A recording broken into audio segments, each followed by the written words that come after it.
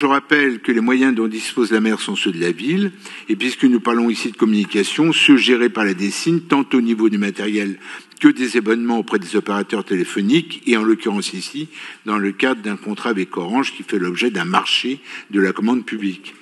Lorsque la mère se déplace à l'étranger, elle dispose d'un téléphone sécurisé, c'est bien le moins, ainsi qu'un routeur 5G pour lui permettre de disposer d'une connexion Internet haut débit dans des conditions de sécurité supérieures à celles d'un Wi-Fi public auquel il n'est pas recommandé par la DGSI elle-même de se connecter. Je précise que ce routeur n'est pas là pour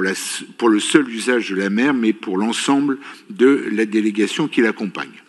Les volumes de données font l'objet de coûts effectivement élevés malgré les conditions tarifaires négociées avec Orange dès que l'on sort de la zone Europe dans laquelle sont incluses certains territoires d'outre-mer, mais pas la Nouvelle-Calédonie qui est en zone dite travel, ni Tahiti qui est classée dans la qualification reste du monde. Cette même classification se retrouve d'ailleurs chez d'autres opérateurs. Ce n'est donc pas un problème de volume de données qui est en cause, mais c'est bien cette tarification de l'opérateur dans ces zones tarifaires. Et ce n'est donc pas 30 000 € comme cela a été évoqué par la presse, mais un tarif qui est un tarif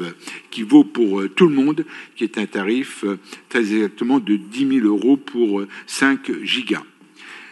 Mais il reste que depuis, nous avons agi pour limiter ces coûts d'itinérance et pour répondre à votre question, nous avons demandé à la DSIN d'agir et de mettre en place une prestation spécifique permettant d'activer avant chaque déplacement un abonnement forfaitaire en s'appuyant sur les opérateurs locaux avec des cartes SIM locales ou des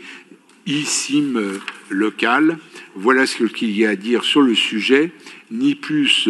ni moins.